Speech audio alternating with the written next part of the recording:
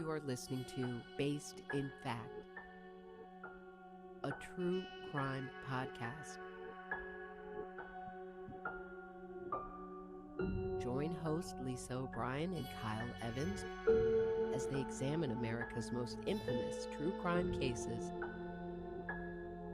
as they were established in our courts and the basis for the decisions of the appeals courts, not the court of public opinion.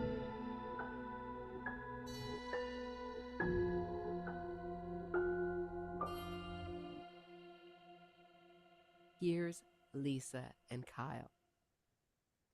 Welcome to Season 3 of Based in Fact, a true crime podcast. We're your hosts, Lisa O'Brien and Kyle Evans, and this is Episode 9, The Failure of Bail Reform. We're joined today by Ken W. Good, a member of the Board of Directors, Professional Bondsmen of Texas. Mr. Good holds a Bachelor of Arts from Hardin Simmons University, a Master of Education from Tarleton State University, part of the Texas A&M System, and earned his JD from Texas Tech School of Law in 1989. He was also a member of the Texas Tech Law Review. Mr. Good has argued cases before the Supreme Court of Texas, the Texas Court of Criminal Appeals, and numerous courts of appeal, including the U.S. Fifth Circuit Court of Appeals in my hometown of New Orleans, Louisiana. Mr. Good is married and has 2 daughters. In addition to hosting the Bail Post podcast, he's the author of Goods on Bail, a practice guide for bail industry professionals. Yes. I lost you. Oh, yeah, we think you cut out for a second. Lisa. I don't know why. I need to stop Zoom because Zoom is unstable. All right. We're just gonna pivot and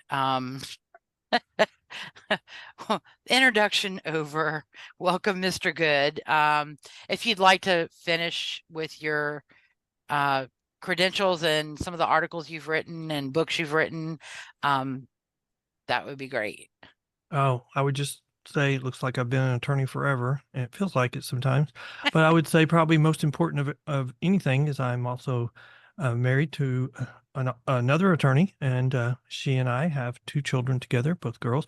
And my oldest is out of college working and on her own, and my youngest just finished her first year of college, so she just finished freshman year. Well, congratulations. Thanks. I I feel have like no I'm on the home children. stretch. Yeah. Well, my youngest had a bone marrow transplant when she was 5. And so when people say, oh, this is going to be tough, I'm like, there's nothing tougher than a bone marrow transplant. Yeah. Well, I'm so glad that she's doing well. Yes, she's doing very well. And good afternoon, Kyle. Good afternoon. How is everyone today? Very well. Great to meet you, Ken. Thanks for joining us. Well, thank you so much for having me. All right. So let me first start off with what is the difference? Some cases or some places you have what's called personal recognizance, and then you have a bail bond company. So what are the differences between those or distinctions between those 2 systems for bail and release pretrial? Well, okay. So at the state level, each of our 50 states regulates how, we release people pretrial.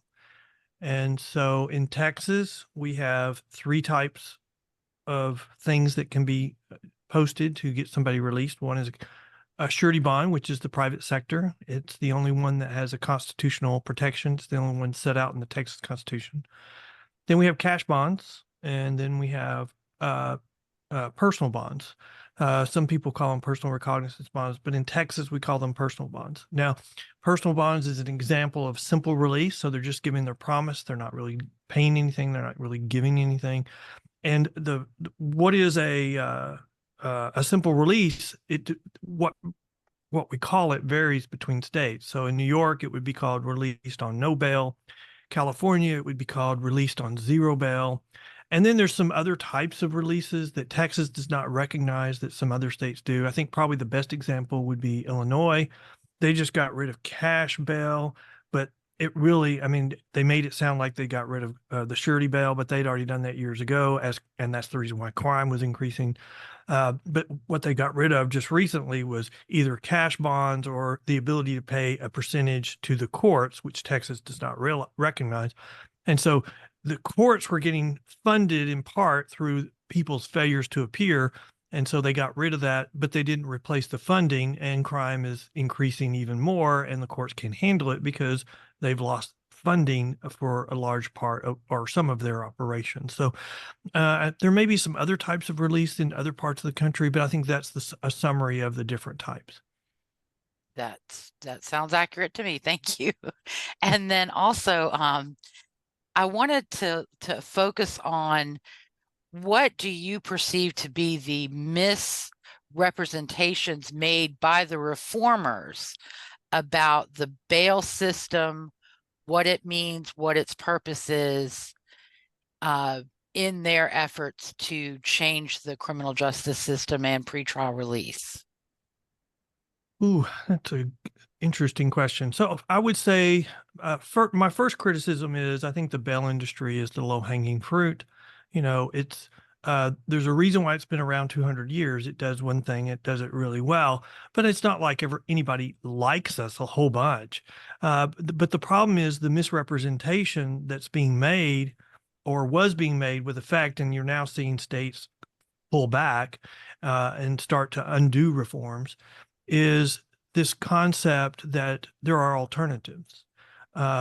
It started out with, well, we've got to come up with something new because bail is going to be held unconstitutional. Well, the 11th Circuit and the 5th Circuit have now held bail constitutional. So that wasn't a valid argument. So now we've heard, then it switched to, oh, well, we've got to do something because this isn't fair. We need to be fair. But, I heard a mayor who was a former judge in a News Nation town hall, and I think she probably said it best.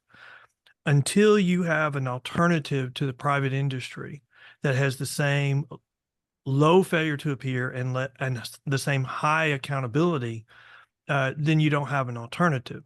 So when the private industry has a failure to appear rate of less than 10%, that means 90% of the people show up when they're required to show up, day in and day out. And then you start doing these alternatives that have been tried, and you start doing or taking away the private industry and just doing the alternatives. And when the alternatives have a 50% failure to appear rate or 60%, or like misdemeanor courts in Harris County, which is Houston, 80% failure to appear rate, which you just think is a shock until you realize that I did an interview with a DA in Yolo County, California. He said, we do the same thing that Harris County does in all of our misdemeanor courts across this state, and we have an 80% failure to appear rate there as well. Wow. And so you can see what an 80% failure to appear rate does. It creates big backlogs. It creates chaos. It creates a push for the courts to dismiss cases to prevent the system from collapsing. And that's exactly what's happening on our low-level crimes. And the reason why the jails are filling up in those areas is because the low-level crimes become the training grounds for future felony offenders. Mm-hmm. Right. Mm-hmm. And I think also something in a lot of the articles, your articles, as well as some of the others I read, is not holding people accountable for failure to appear is part of the problem as well, because they don't suffer any consequence of being put into being held pending trial or anything of that nature. When, in our criminal justice system, cases can't go forward if the defendant's not there. I mean, there's very limited, very few situations, like if they show up after you've already impaneled a jury, you can try them in absentia. In Texas, maybe some other areas as well. But by and large, your case gets put on hold if you fail to appear. And so, if you have an 80% failure to appear rate on misdemeanor offenses, those 80% of those cases for that week are put on hold until you come back. Mm-hmm. And if you come back in an hour, great. If you come back in a week, great. But if you don't come back for a year, that case is on hold. And that's the reason why, accountability is so important in those situations. And where we're seeing these reforms, especially in our urban areas, I mean, when you see somebody who's been released on 17 different bonds and they keep failing to appear, then how long has that taken place? I mean, they just didn't miss 17 weeks in a row. I mean, they missed for a while, came back, got out again, released, missed for a while, then came back. I mean, without accountability, uh, I mean, there's nothing but chaos when you have simple release. And when you have chaos, you can't hold anybody accountable because you don't have room in the jails to hold I mean, the Harris County jail is full. They're sending people to other counties of people who are very, very dangerous. They don't have room in their jails to hold people accountable for low-level offenses or even a lot of felony offenses for their failure to appear. They're just completely resetting them because of how bad their jail population is right now. Right. And I'm from New Orleans. We had a catch and release program as well, which was not successful, and we still have high crime rates. Absolutely. Well, a catch and release has at least a 40% failure to appear rate. And if you imagine you get a citation to show up and 40% of the time you don't, well, then they have to decide whether they're going to go get you again or just dismiss the case. And then usually they dismiss. Over time, yes, and because that's one thing they can do without you there. But they can't take action on it unless you're there. That they can do? They can dismiss if you're not there? Yes, sir. They can dismiss it without you, but they can't find you guilty without you. And that was the solution in Harris County at one point, was dismissing 72% of misdemeanor cases. No, I looked at a docket for August in 1 year. I think it was 2022, because they release a report of all the cases that were resolved in a month. And I reviewed 1 month in August, and over 90% of them for that month had been dismissed. Okay. I'm thinking of an earlier, maybe like a 2020 article. You're thinking of a report from the police officers union, because that's the monitor of the O'Donnell settlement has issued reports periodically saying, oh, the failure to appear rate is low, it's like 20%, and we just said that's wrong. He can't even tell you the numbers. And so the DA came out with a report saying, you know what, it's at least 50%. And then the police officers union after that reviewed 1 week's docket for every misdemeanor court. And they came out with saying for that 1 week, it was at least 75%. And then HarrisCountyCourtWatch.com downloaded 2 years worth of docket from the misdemeanor, 2 years worth of data from the misdemeanor courts, and used the same formulas as the police officers union, found a 2-year average of over 80% failure to appear rate. That's scary. It is scary. It is. And it's what happens when your criminal justice system is taken over by politics. That's really what it is in Harris County, because the O'Donnell case has been reversed. The Fifth Circuit has now said en banc that it should have never been filed. They're still following the settlement, even though it's been reversed in Harris County. In fact, they're on the docket or on the agenda for an upcoming commissioner's court is going to be a request for funds to train the judges on how to comply with the settlement, which has been reversed. Oh gosh. But the Harris County government doesn't want to change things. They want to keep it the way it is because they're in the reform state of mind. Well, they were the ones that, I mean, one of the commissioners invited the plaintiffs in that case to come to Harris County to sue the county. And then they used that. They spent $8 million defending the case. And, they and the paper was like adamant, oh, we need to settle. We spent $8 million defending the case. What they left out was and winning. And so it just happened that the next election, all the misdemeanor judges but one were up for election, and they all lost to people who promised to settle. And they all promised to give the plaintiffs everything they wanted.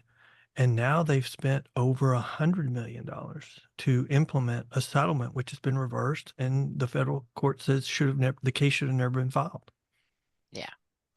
So, and since we kind of reference O'Donnell, which is no longer good law anyway, what about Davies in Dallas versus Dallas County?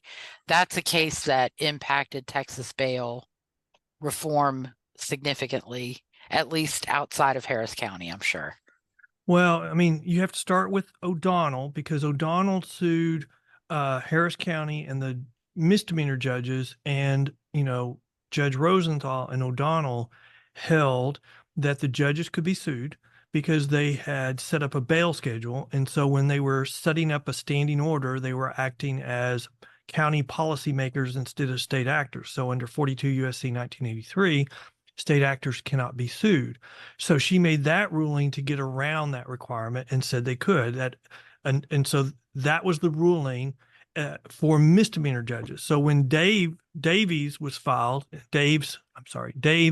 Dallas County was filed, they were seeking to do two things: have the O'Donnell ruling applied to the Dallas County misdemeanor judges, but also to extend it to the felony judges. So in O'Donnell, they didn't sue the felony judges, they only sued misdemeanors. So the Daves case was intending to extend that. And the reason why it was important is because at the trial court level, the judge agreed. He said there's really no difference between misdemeanor and district court judges, even though there is a substantial difference because county court judges are paid by the counties, district court judges are paid by the state. There's no question that district court judges are state actors, but the judge followed O'Donnell. And so when it initially went up to the Fifth Circuit, because, there's the panel decision, the en banc 1, en banc 2 decisions. Initially, the panel said, well, we're bound by O'Donnell because initially the Fifth Circuit affirmed her ruling that the judges could be sued, but they had sent it back to her to redo the preliminary injunction. And so when it went to them on the Daves case, they said, well, we're bound by O'Donnell on the misdemeanors, but we will not extend it to the felony district court judges. We will not extend O'Donnell to the district court judges. And that's why, and they made a little comment in their opinion that said, if we had it to do over again, if we were considering the question on the misdemeanor judges anew, we don't know if we would have come to the same conclusion, which is appellate speak for if you want to have the court readdress or reconsider its ruling on the misdemeanor judges, you got to file something en banc because a panel can't reconsider that ruling. And so they filed a motion en banc. And so that's when we got to the ruling that reversed O'Donnell the first time, and then O'Donnell, the second opinion en banc when they went for the death knell and said it should have never been even filed in federal court, either Daves or O'Donnell. And so Daves was very important because they were trying to go for the death knell to extend the O'Donnell case from misdemeanor to felony judges and really tie the hands of judges across the state, saying you can't use discretion to deny somebody bail or to set high bail. You have to release them, and you have to release them on something they say they can afford, which is just ludicrous. If you make that ruling in Texas, then nobody can be held pretrial ever. Even if you think they're going to commit more crime, even if you think they're a danger to society, if they say they can't afford it, you have to release them. And you still have the reformers making those same arguments, even though we've had multiple federal courts saying you don't have a right to release. You have a right to a hearing to talk about release, but you don't have a right to release. Correct.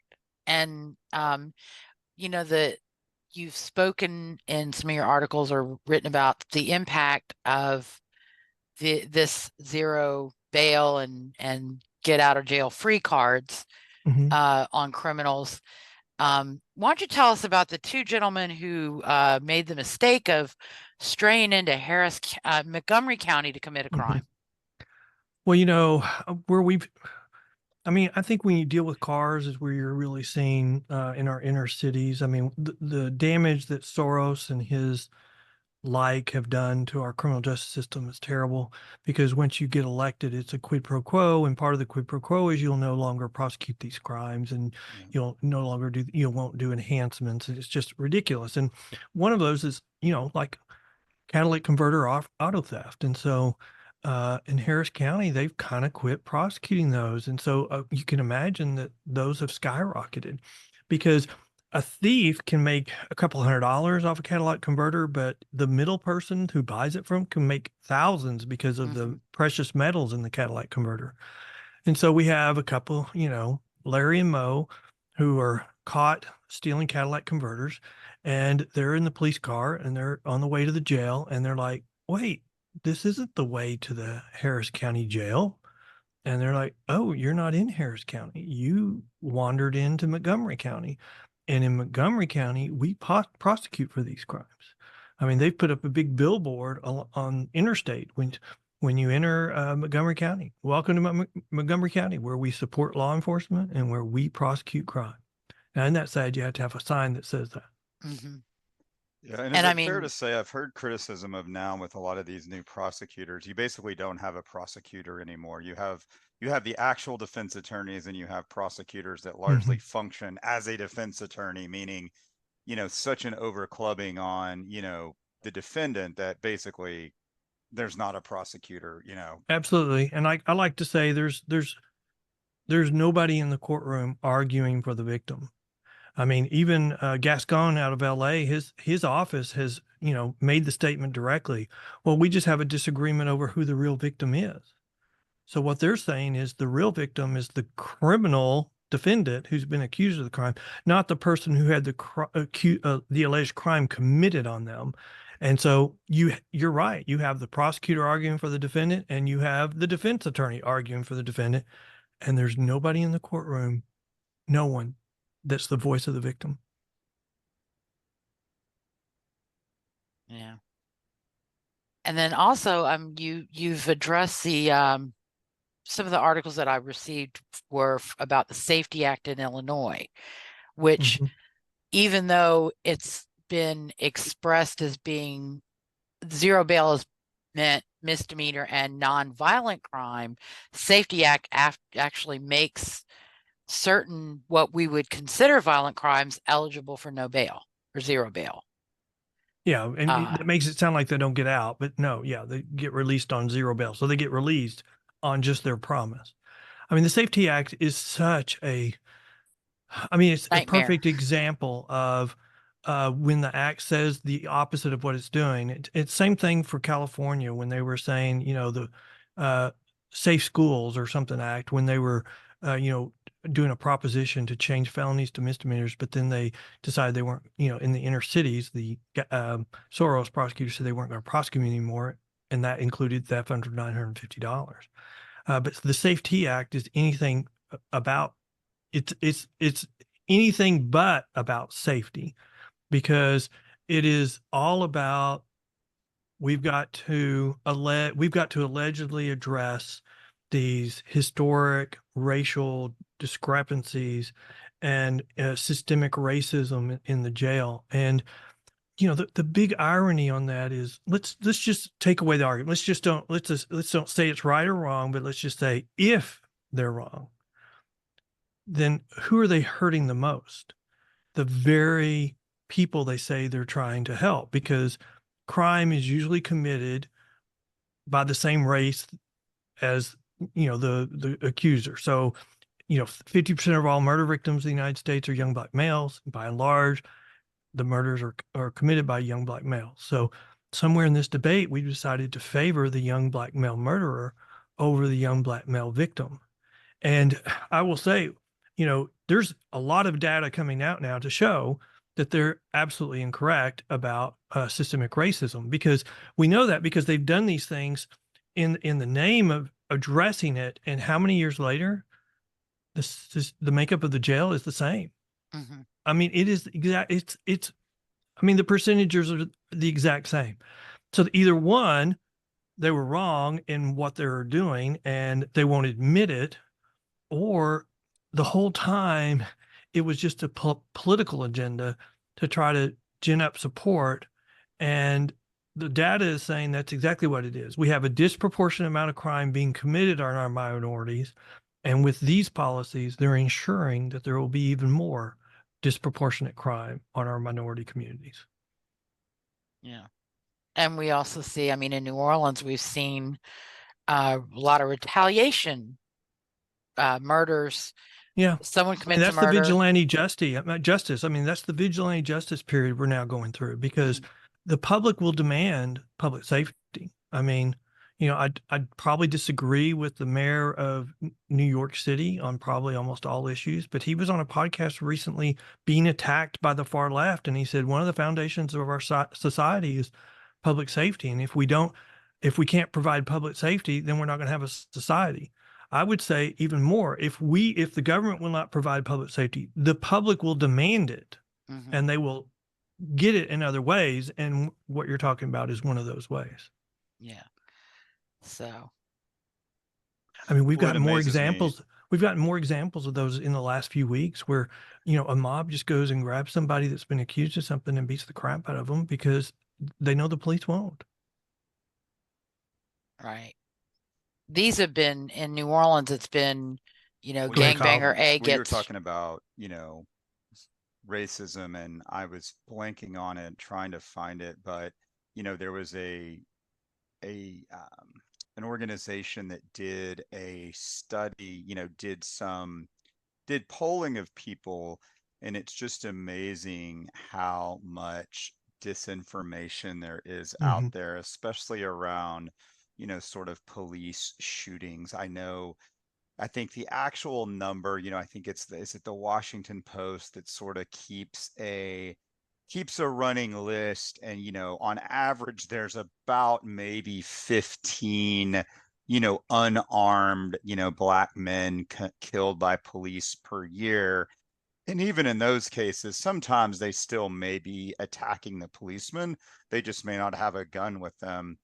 But it was amazing seeing the attitudes kind of by political spectrum, and even folks that identified themselves as very conservative way over club the number to like 500 a year. And folks that identified as very liberal, they thought it was, more than 10,000 a year. I mean, it's just amazing the disinformation that, is out there, and people just don't understand the actual real world data, and they think at how, how but some of these problems are way over clubbed. Well, but I will say this: the advocates for change have done a really good job with elections. So if you really take a step back over the last 5 or 6 elections, 6 months before the election, there's an incident and it is highlighted and we have marches on it. And what do you know? It's right before an election. And I would argue that, those weren't really about what was each event, but they were about the election, because one party needed its supporters to get angry and then vote in anger, which would cause them to come out in larger numbers.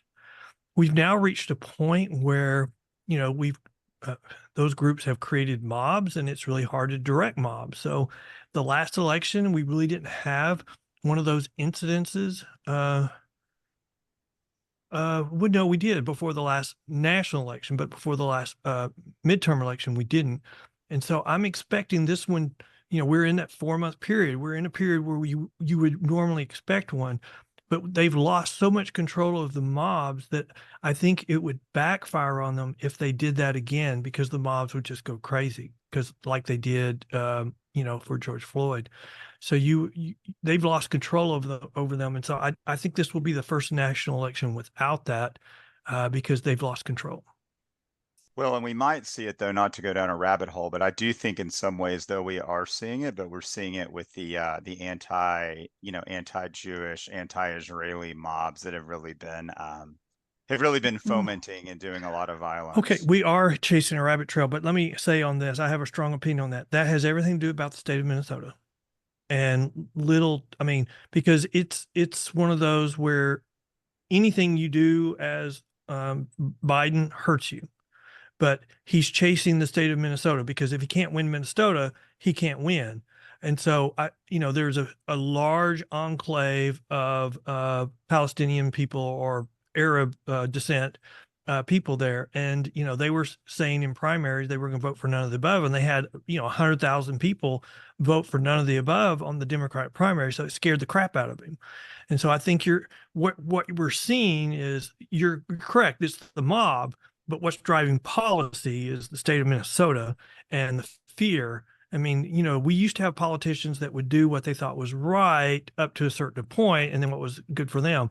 Maybe we never had that. Maybe I was Pollyanna, but it seems like we, with one side of the election right now, they don't care at all. Just get reelected no matter what. I think that's what 100%.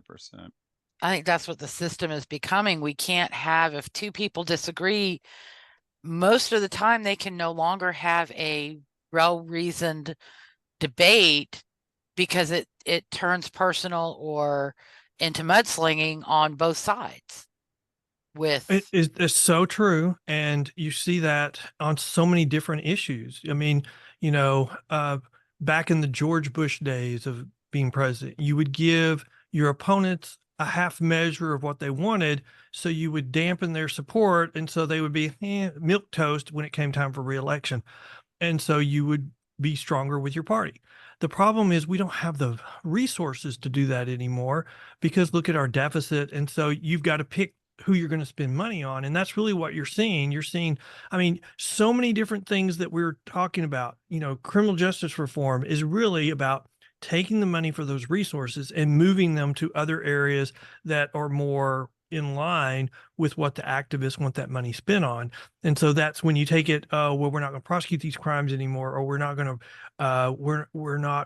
to arrest people for these crimes anymore, or we're going to defund the police. It's not we're going to save that money. It's never about save that money. It's we're going to move it and we're going to reprioritize it. So I think we're now at the point where any national election where we switch parties, the first year is going to be about undoing what the last president did. I mean, that's where we are.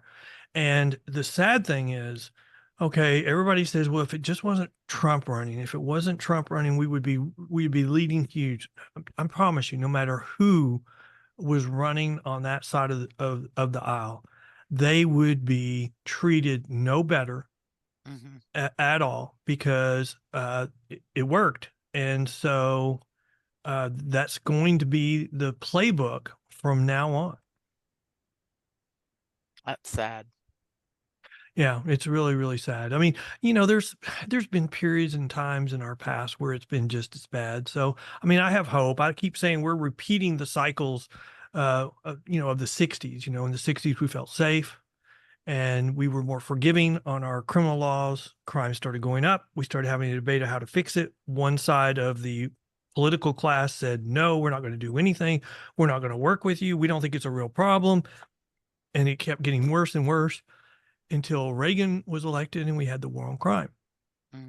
And so I think we're repeating those mistakes, and it's going to get worse because the swing to the left was so hard and so fast, because it was almost a coordinated attack. And so the swing back will be just as hard and just as bad. And so we have to defend against that, because the worst thing we can do is just say we're going to hold everybody pretrial. We don't have the capacity to do that. Part of the reason why New York's in the shape it is because they've been limited on the number of people they can hold in their prison. And so everything in California is about reducing their jail population, not about reducing crime. They know they're increasing crime. I did a podcast with somebody from New York saying they know what they're doing is increasing crime. They even admit it behind closed doors. They just don't care because they're getting their political agenda. And then I did a podcast with Kim Ogg, who's the current DA for Harris County. And she was originally supported by Soros, and then she was not. And then in the last primary, just a few months ago, she was defeated by a Soros-funded, up to $4 million in a primary. And she just lays it all out there. They know they're increasing crime. They just don't care. Yeah. Now, what are the factors that are prior to the reforms? What were the factors that were considered by courts or magistrates in setting bond or pretrial release? Okay, so in Texas, one of the factors would be your ability to pay. But the problem is, they want that to be the only factor, your ability to pay, because they would argue you're innocent until proven guilty. And so you should not be held pretrial. You have a right to liberty. But the problem is all those arguments have been rejected by the courts. Pretrial release isn't about whether you're innocent or guilty. Pretrial release is what assurance you're going to give to the court that you're going to come back and answer these charges. And we know that if it's just a pinky promise that 80% of the time on misdemeanors, it's going to be, you're not going to show up. You gave a pinky promise. You didn't mean it. And so what the federal courts have said is their argument when it says your ability to pay has to be considered. They say yes, but it's only one of 5, 6, 7 factors. It's not the factor. And so your prior criminal history, it's your public safety, whether How bad was the crime that you committed? Your criminal history.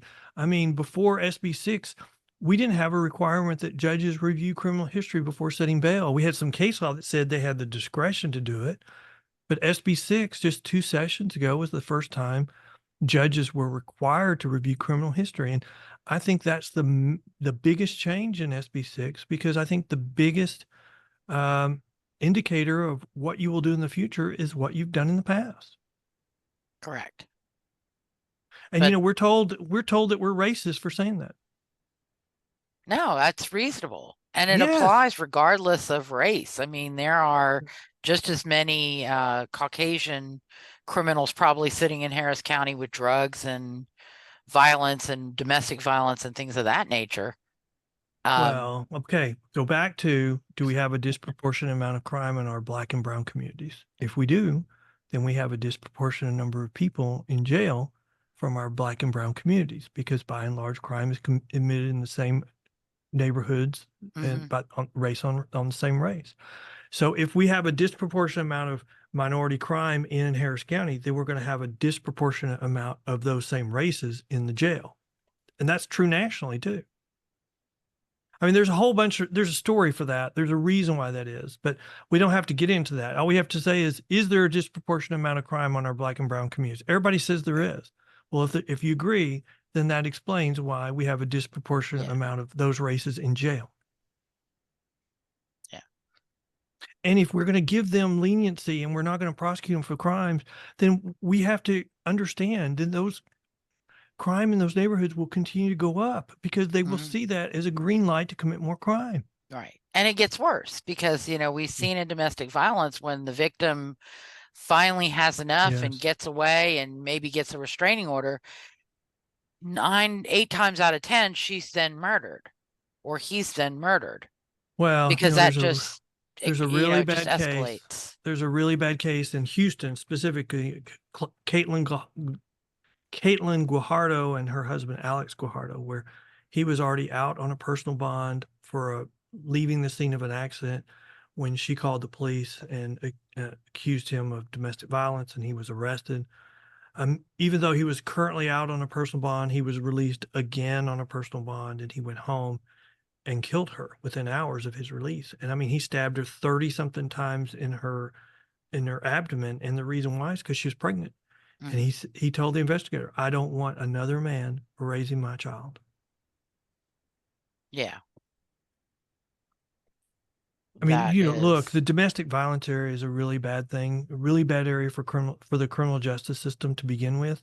Even before all these crazy reforms, I mean, we have a 50% dismissal rate on these allegations, on these types of crimes, and it's not because they're not valid. It's because there's the faith in the criminal justice system was already weak on domestic violence.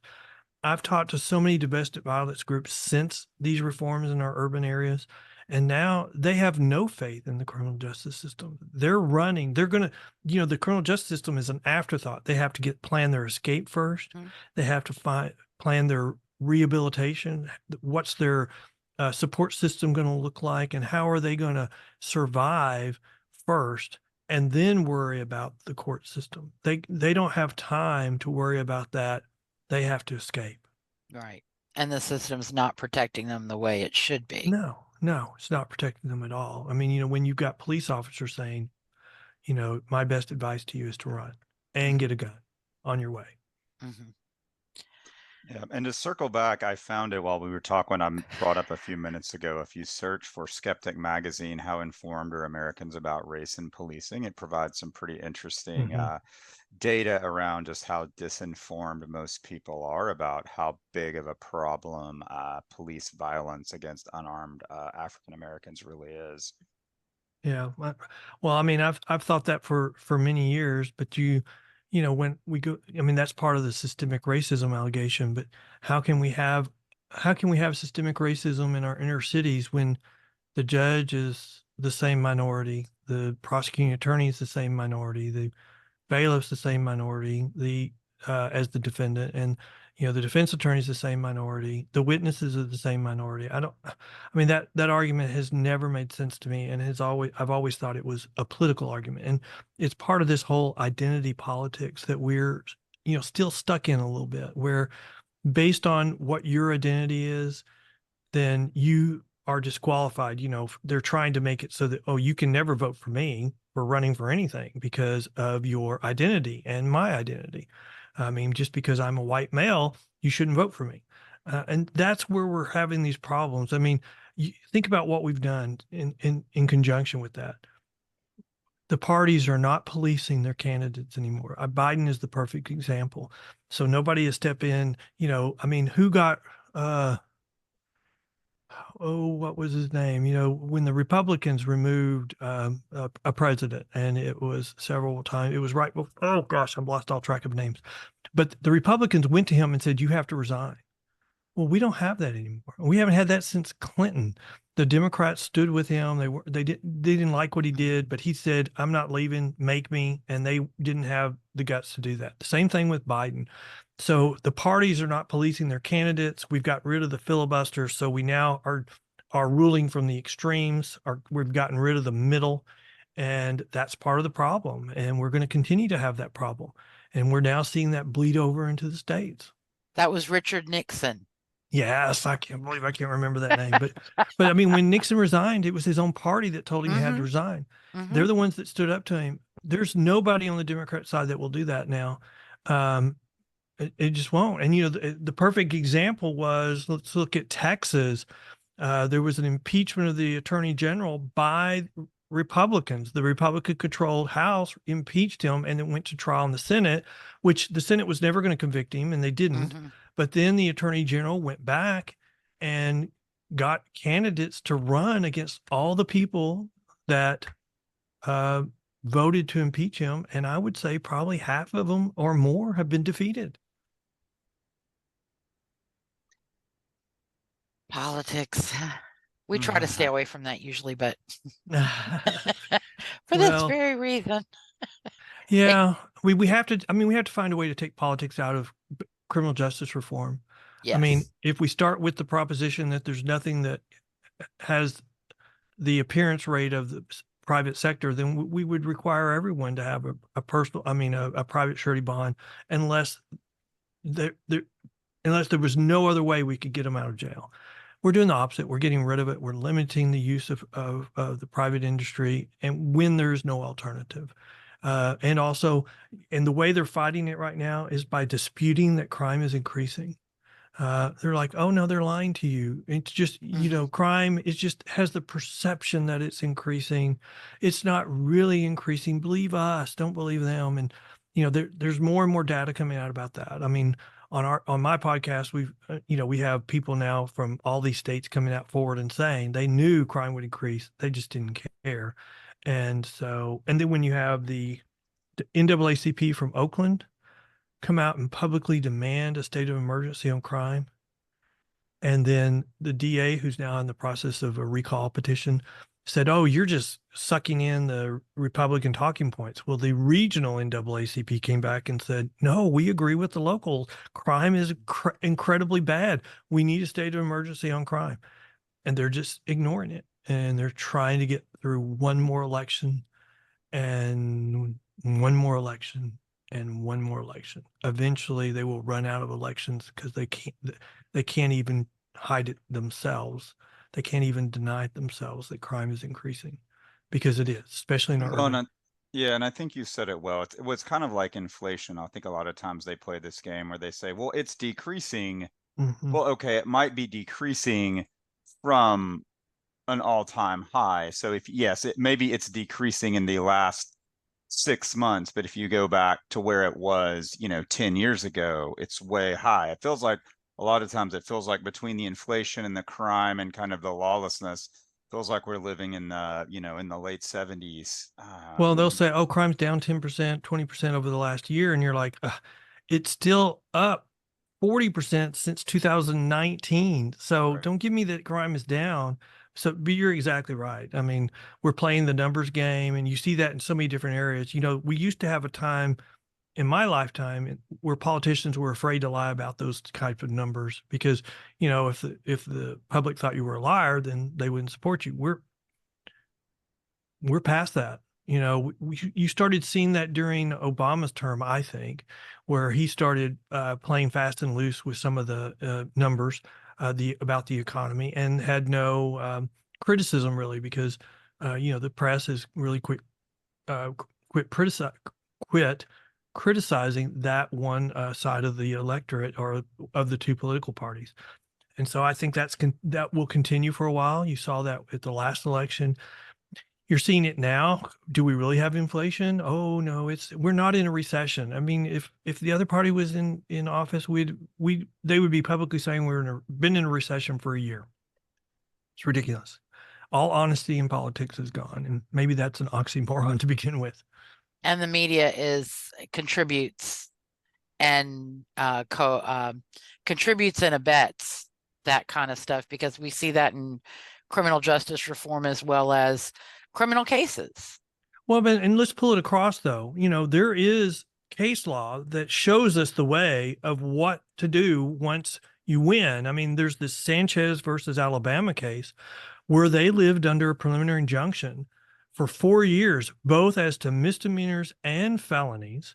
And they just had to let them out. And within 6 months to a year, the criminals realized, hey, they can't do anything to me. And crime started increasing. And I talked to the sheriff and he's like, you know what? I'm just a Marine. I was an old Marine, so I didn't think this was right. So I wasn't giving in. And they went all the way to the 11th Circuit. The 11th Circuit reversed it and ruled for them. And the case was dismissed. And so I talked to the sheriff and I said, how long did it take to right the ship, to correct what you're doing? And he said, well, we re-implemented a system of accountability. And if you didn't show up for your court date, there were consequences. And he said it took about 6 months and crime started going down. So you look at that and you go, there's the model. Harris County can see what to do, but they don't want to do it. I mean, their jail is full. They're transporting people to Louisiana to be held in jail. And they won't change what they're doing because they can't admit they were wrong to spend over $100 million to implement something that they should have never implemented because they were manipulating the public that they should have never spent $8 million winning a lawsuit they were winning. Right. To cutting off their noses to spite their faces.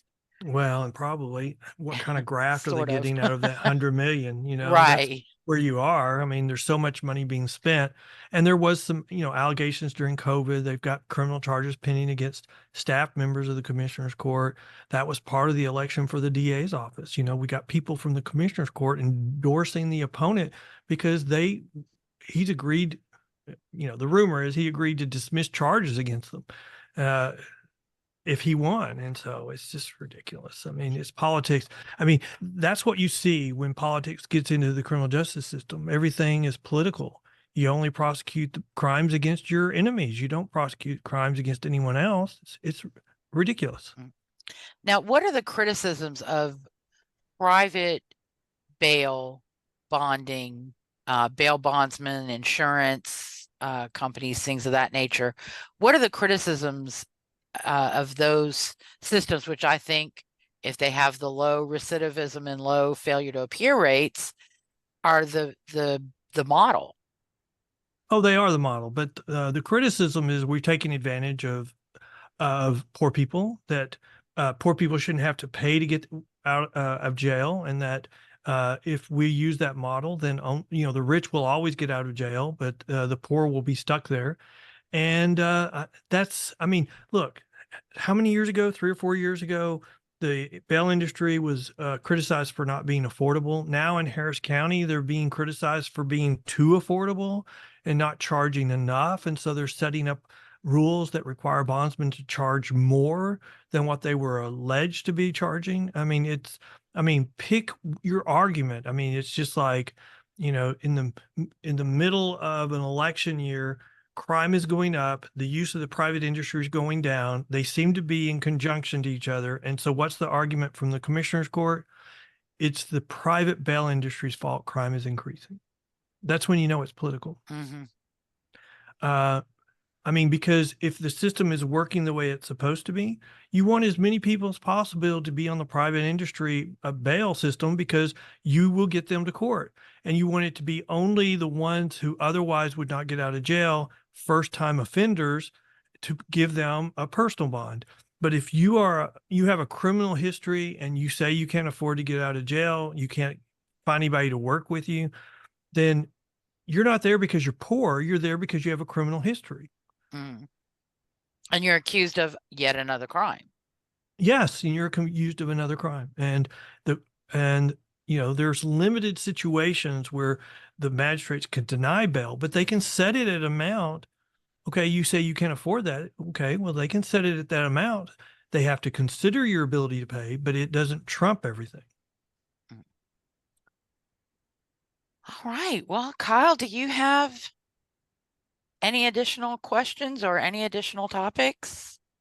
No, I mean, I think it's been a really good discussion. I think I go back and just reiterate, I think what people forget is, as you mentioned earlier, Ken, but I thought it was a good point to go back to that, most crime is, single racial, most victims of crime by African Americans or other African Americans. And so at the end of the day, where I think people lose sight of and the narrative lose sight is in most cases, the folks that pay for these kinds of policies are other African Americans or other minorities, and so, all of these is done under the guise of, quote unquote racism. And when reality, it's really the racism that a lot of these folks in power just don't care about, African Americans who suffer at the hands of these criminals. They just don't care about the victims of crime, especially when they're African Americans.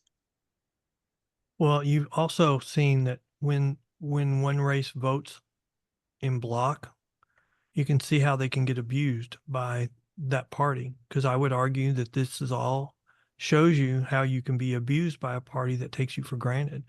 One of the reasons why you see people freaking out in the last couple of weeks at the national level is because there's starting to be a sizable shift in minority support for, the Republican candidate for president.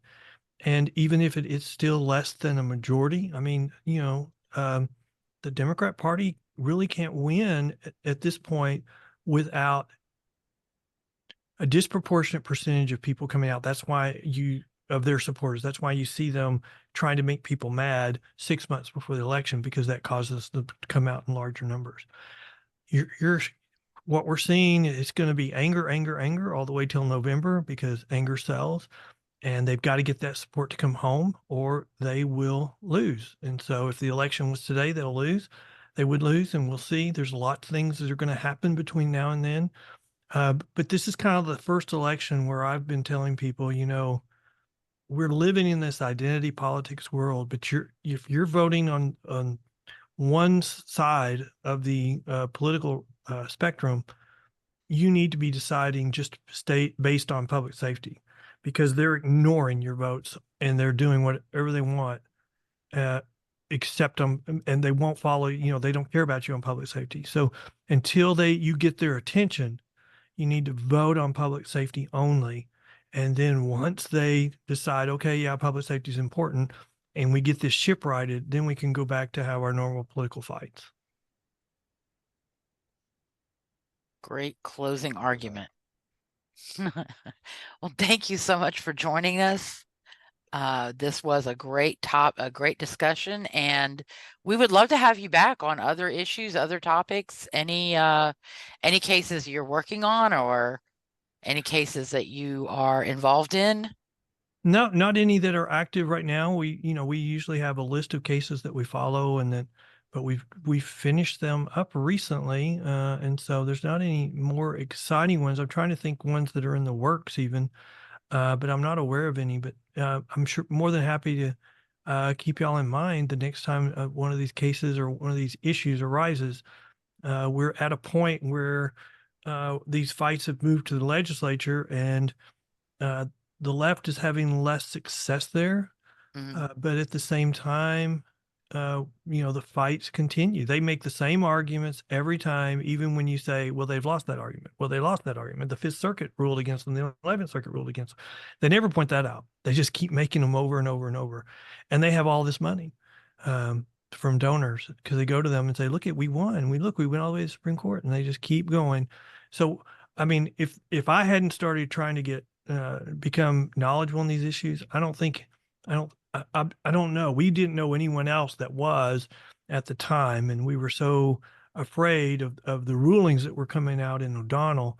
It's so good to see that all that has been straightened out. The problem is that the damage from O'Donnell is still there. It's still lasting in Harris County, and it will continue because there were multiple courts across the country that cited O'Donnell in addressing bail reform, and they've not gone back and said, oh, well, O'Donnell was reversed, so we need to change our opinion.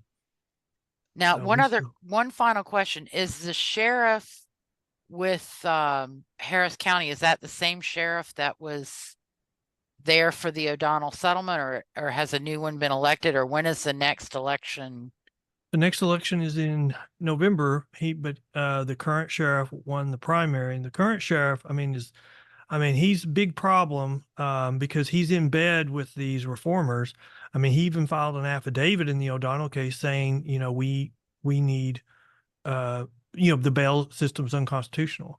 And they've implemented a Rule 9 that allows him to just release people if they haven't seen a judge within so many hours. And so he's still there. He's a problem. But what he's done is he's gone underground. He's just gone completely silent on these issues. So you wouldn't know because he doesn't address these issues anymore.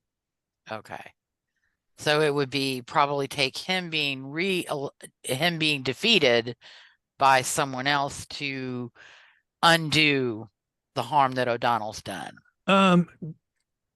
We need judges to start standing up and saying O'Donnell's been reversed. We're not going to follow Rule 9 anymore. And we've started seeing a couple of elements of that. That's the reason why you see the Commissioner's Court wanting to hire somebody to train the judges on what they're supposed to do, because that means they're not being followed. Used to, they just threaten them. We're going to take you to the federal court if you don't. But because it's been reversed, that court doesn't even have jurisdiction anymore. So they know that's an empty threat. So now they're doing that. What we need is a couple of commissioners to be change parties or be voted out of office. And we need a new DA. The DA that won for the Democrats and will be on the general election in December. Kim Ogg said if he wins, there will be a lot more crime in Harris County. Because if you're a Soros-supported DA, you'll go to a seminar where they'll say, here's what we expect of you. You no longer do drug enhancement. So if you're a drug dealer caught with 30 pounds of cocaine, they're only going to file possession of drug charges. They'll get you a week in jail at most, maybe 2, instead of 30 years because of the enhancements for the amount of drugs that were found with you. You won't do those anymore. You won't do enhancements for any other crimes either. You won't seek long sentences, and you won't prosecute minors as adults like you can if they're 16 or 17 and they're gang members. And so, gangs know who to go and commit or get to commit their crimes. They do a recruiting drive because those are the people that won't be prosecuted. And the list just goes on and on and on of things you won't do on this quid pro quo. And that causes crime to increase because it's just, it's a revolving door on the jail. Mm-hmm. And then they're not being held accountable and not going to prison like they probably should if they indeed committed the crime. And then the whole COVID backlog thing is made even worse. All the new judges that were elected, so because of the settlement or because of the fight over whether they should settle, and the new judges, and we're gradually taking out those judges a couple at a time. But it's just we've got a huge number of judges to still take on who are just they're scared too. They know what they're doing is wrong, but they've got somebody in the Commissioner's Court saying you will either do this or we'll put up somebody to run against you at the next election. So what are you going to do? If you want to stay in office, you're going to continue playing the political game. All right. Well, thank you again. This time we're going to let it go. Thank you so much for having me. I promise I won't ask any more questions. But again, it was great talking to you about the failure of bail reform. And we certainly please reach out to us if you have anything in the future that you'd like to come on and talk about, because it was an enlightening time. Well, thank you very And much. we appreciate your time. Sure. Yeah, thank you so much. It was great to meet you. Nice to meet y'all. Thank you for listening to Based in Fact, a true crime podcast with Lisa O'Brien and Kyle Evans. Thank you again to our guest, Ken W. Good. If you like the show and want to know more, you can subscribe to our YouTube channel, find us on Facebook, or follow me on Twitter at O'BrienLN. Kyle and I will return in 3 weeks for episode 10, State of California versus Phil Spector. Spector, who died in January 2021, was convicted of the 2003 murder of actress Lana Clarkson. We'll talk about the case against Spector, his trial, conviction, and direct appeal. Until then, have a great 3 weeks and stay safe.